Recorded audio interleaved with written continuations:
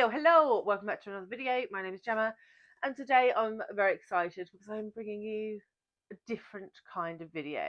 So if you missed it last week, myself and the lovely Scott at Gunpowder Fiction and Plot announced Misery May, which is our new Thomas Hardy inspired readathon where we read Thomas Hardy and other miserable works. And in honour of that, we have asked a plethora of fabulous booktubers to recommend to you some heart-crushing, emotionally devastating books. So I'm going to just play the footage now and you can see what all of these wonderful people recommended for you. Hi everyone, my name is Dia from Novel iDeea, and Gemma asked if I would give you some book recommendations that would stomp on your heart. If Cats Disappeared from the World by Genki Kawamura, Traveling Cat Chronicles by Hiro Arikawa, and The Paper Menagerie by Ken Liu, especially The Menagerie. Hi, Shelly here, and I'm here to recommend 2 books full of misery. Now, I'm a pretty generic misery reader, so my recommendations may seem kind of basic. The first book will destroy you from the inside out. It made me cry. It made me sob. I had ugly cry tears face going on while I read this, and that is A Little Life by Hanya Yanigahara. In this, we follow Jude and his 3 friends, and as we learn more about Jude's past, my heart just broke more and more. Then I have Wonder by RJ Palacio. This is one that you will definitely cry, but Palacio doesn't leave you in the hole to rot. She does infuse it with quite a bit of hope, but oh boy, this one again, ugly cried with it. So 2 books, both emotionally devastating and perfect for Misery May. The book that I would like to recommend is The Story of Edgar Sawtelle by David Wroblewski. This is a wonderful story which will really pull at your heartstrings if you're a person who loves dogs. Edgar is born as a mute child, so he has no voice, and Armandine, who is the family's dog, really helps him in this aspect of his life. The family breed dogs, which are a very loving, intelligent breed of dog. And when Edgar's dad dies and his dad's brother comes onto the scene, everything starts to change and Edgar is forced to flee into the wilderness, trying to keep himself alive and also some of the dogs which he takes with him. Armandine plays a massive part in this book, and this is a really, really wonderful book, but it will also make you feel all the emotions. I'm Sandy, otherwise known as MsReadsAlot. For my emotionally damaging book, I am selecting Giovanni's Room by James Baldwin. This book is set in Paris in the 1950s and features 2 young men, one whose name is David and the other who is named Giovanni. Giovanni is an openly gay man living in Paris, and David is not openly gay. He actually traveled to Paris with a fiance, but Giovanni and David have a love affair in Giovanni's room, which is a very central point in this book. And the reason why it gets to be just emotionally devastating is as the outside world is encroaching onto their space, David starts to make decisions that are just heart-wrenching for both him and for Giovanni.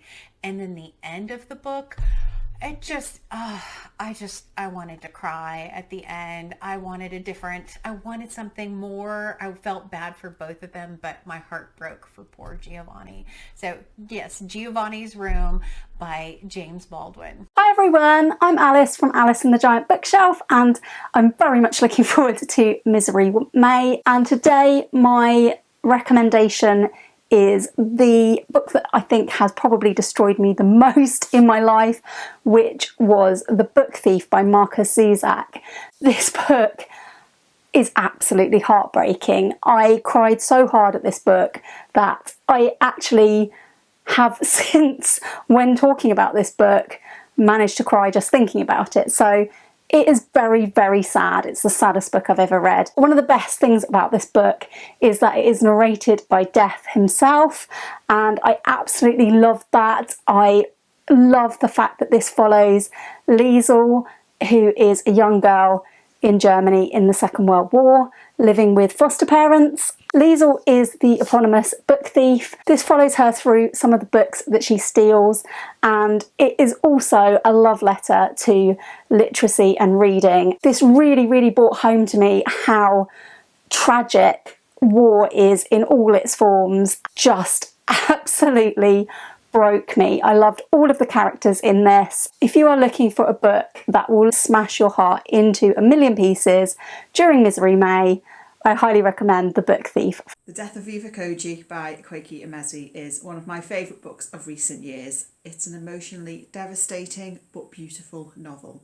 Set in Nigeria, the book opens with Vivek's mother finding Vivek's body wrapped in a cloth on her doorstep, and she doesn't know what has caused his death. The book is told then in flashback, and we learn about Vivek's childhood, family relationships, in particular his relationship with his cousin Ozita.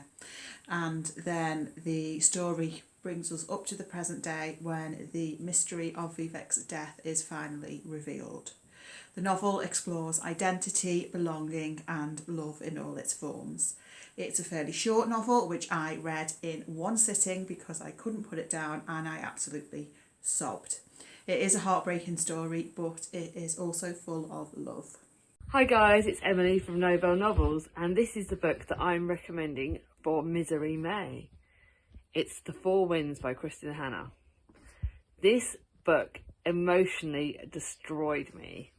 It is an amazing, amazing book, and it's set at the time of in 1934 in the Great Plains of America, and it will absolutely destroy you. Our lead character Elsa is forced to go on a mission to what is deemed better places for her children, and what a journey she goes on. What an emotional roller coaster you will go on. But be prepared. I cried lots of people cried lots, and it's a brilliant, brilliant book. I hope you all enjoy the misery of it and enjoy the rest of this video. Goodbye. Hello, I'm Jack and my channel is Spread Book Joy, which is ironic because Gemma and Scott have asked me to recommend a book for Misery May. So there are books that have emotionally devastated me, and this is one of them. It's a memoir by Kathy Rensenbrink and it's called The Last Act of Love, and it's about her brother who was hit by a car when he was 16 on his way home from celebrating finishing school. He was 2 weeks away from getting his GCSE results, and it was 1990 and Kathy was just a couple of years older, and they sit with him through the night hoping that he'll survive. He does survive. They're hoping he survives the next few weeks, and he does. He cannot speak. He's unconscious. They've got an awful lot of grief to work through, but he's still there, and he's forever altered by this accident. And so this is a memoir of that time and the changes that happened to her family because of this, and what the decisions they still had to make years later because of what happened on that night, and how this affected Kathy and how she got through it. And it's really a devastating book, but a beautifully written book. It's a wonderful memoir. It's full of affection for her brother, for her family, and it's really raw and told in a way that she doesn't pull any punches, but at the same time it's written with real tenderness. So that's my recommendation for Misery May. Hey beautiful people, my name is Kristen. Thank you for tuning in to my answer to the question that Scott and Gemma asked me about an emotionally destructive book. And I am going to go way back to the very beginning, the roots of all destructive emotional books. Charlotte's Web. Yes, it is true, y'all. This little seemingly innocent book for children about talking animals, where you have Wilbur the pig and, Fern, the kind-hearted farm girl who loves her animals, and Charlotte's a spider, y'all. A spider. Should we care about a spider? We do. We do. We get emotionally wrecked because said spider does everything sacrificially and in great love to do everything she can to better the lives of the farm animals, especially Wilbur, to try to prevent him from becoming bacon. Yes, Yes, it is true. Such a touching story. And in all seriousness, when I thought about it, because this is the first book I remember just bawling my eyes out to, but that trope, that common theme of a friend or family sacrificing, even laying down their life, or maybe they've saved all their money for something that was really important to them, and then they give it all to some other cause. They sacrifice their life goal to do something higher calling. It gets me every time. Any book with this theme, this trope, just emotionally devastating in such a good way. And I will say, in all seriousness, if you have not read Charlotte's Web as an adult, it is totally worth it. Go back and check it out. It's fun. It's easy. It will get you all geared up for emotionally destructive books. Y'all have a great day. My recommendation is The Eighth Life by Nina Hartischvili, translated from the German by Ruth Martin and Charlotte Collins. This is a multi-generational family saga set in the early 1900s. Against the backdrop of the Russian Revolution. This family owe their success to a magical hot chocolate recipe, but whilst the hot chocolate has made them, the recipe has made them prosper, it has also brought curse upon the family. So we hear from the 7 lives lived under this like repressive time. Whilst this book is big in both its pages and its content, this book comes with a lot of trigger warnings and content warnings. It's worth every page, and the characterization and the plot in this is just phenomenal. So I highly recommend it for this readathon especially, so yeah, check it out. Hi everyone, my name is Ellie. Thank you so much Gemma and Scott for reaching out. My recommendation is going to be Crossroads by Laurel Hightower. So this is a book that I recently read and it emotionally destroyed me. This is a very grief-heavy horror novella, and it's about a mother who is mourning the tragic death of her son, and then one day everything changes when she accidentally cuts her finger and a drop of her blood falls onto his memorial, and that evening she thinks that she sees his ghost outside of her window. And so it's a story about how far our main character will go in order to see her son again, and it's very much about the sacrifices that parents make for their children, and honestly it's really harrowing. What I will say is that I really enjoyed the writing, and I enjoyed how raw and honest the story is, and I also liked the way that it made me think about how I would react in that situation and what choices I would make if I was in the main character's shoes. But yeah, would I say I enjoyed this book? I'm not sure that I would, just because it's so sad, but it definitely made me feel things, and if sad is what you're looking for and if grief horror is your jam, then maybe give this one a try. So yeah, that's my recommendation. Thank you so much and goodbye. Hello bookish friends. Jem and Scott have asked me to recommend a book for Misery May. And of course there's only one book that you're going to get recommended from me when you want to read some misery. And that of course is Shuggie Bain by Douglas Stewart. And it's all about a young boy, Shuggie, and how he is living with his mom, Agnes, and the dynamics of the family and dealing with all of the consequences of coming from that poor environment.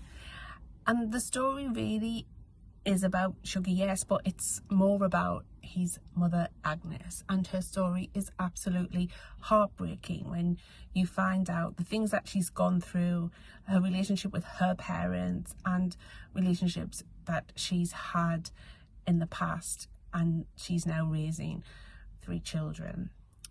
So Misery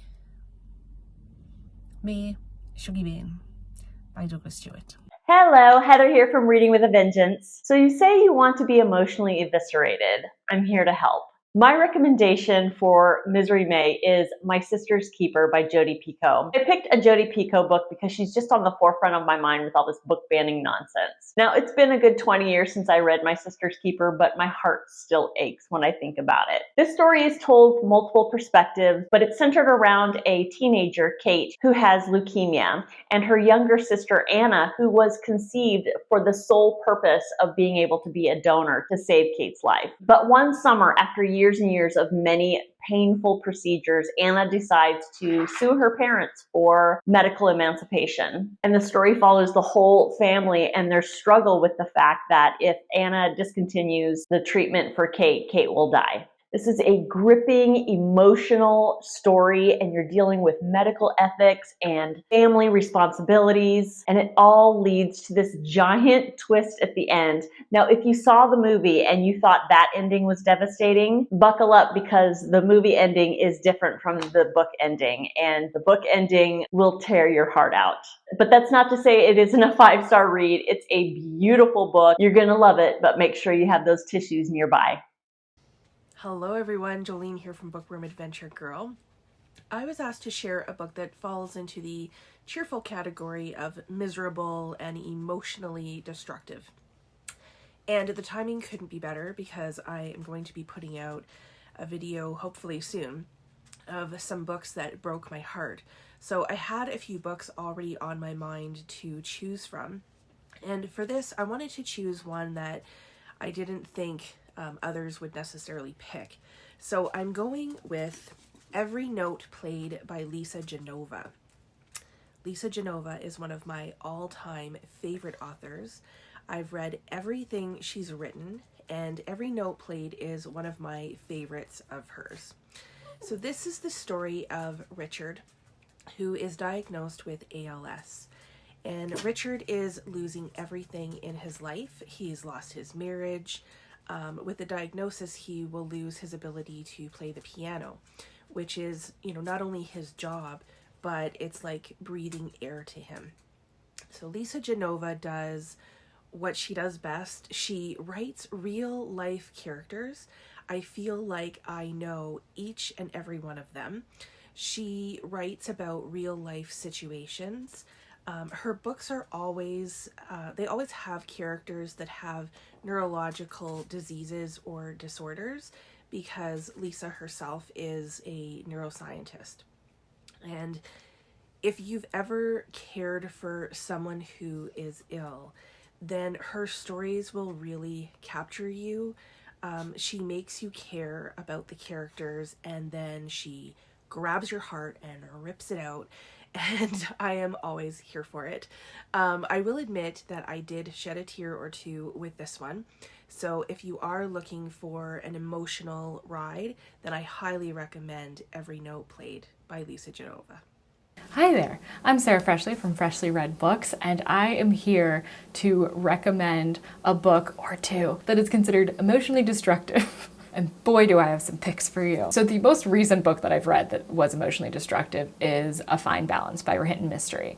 But since this is for a readathon, and that is a very large book that I wouldn't encourage speed reading, that's not what I'm recommending. Instead, I picked two shorter books. The first one is just a novella by Frederick Bachman.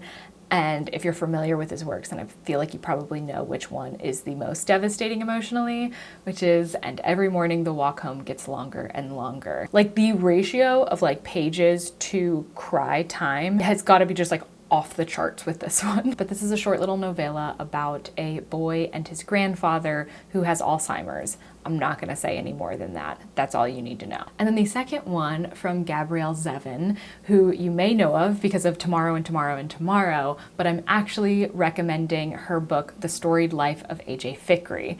This is about a man that owns a bookstore, and I don't remember anything else except for at the end I sobbed like a baby. So those are my two recommendations. Should you choose to read either of them, good luck. A devastating book I would recommend is I Remember Abu by Haman Azad. This is a book about the creation of Bangladesh and its independence, first from India through partition and then from Pakistan through war. But it's also told through this father-daughter relationship. The daughter is our narrator. What you see is this loving relationship, but slowly outside events bleed into our narrative. It's very short and quite a simple novel, and you have to wait until the very last line of this novel, because that line will absolutely punch you in the throat. And I know that sounds like a completely unnecessary, violent description of a book, but that was the physical manifestations of my emotions when I read this. Now, if you need some more miserable novels, I asked a completely different set of amazing booktubers the same question over on my channel. So if you'd like to watch that, click here. Like, comment, subscribe and all that stuff, and Gemma will be back with another video. Miserable reading. Bye bye.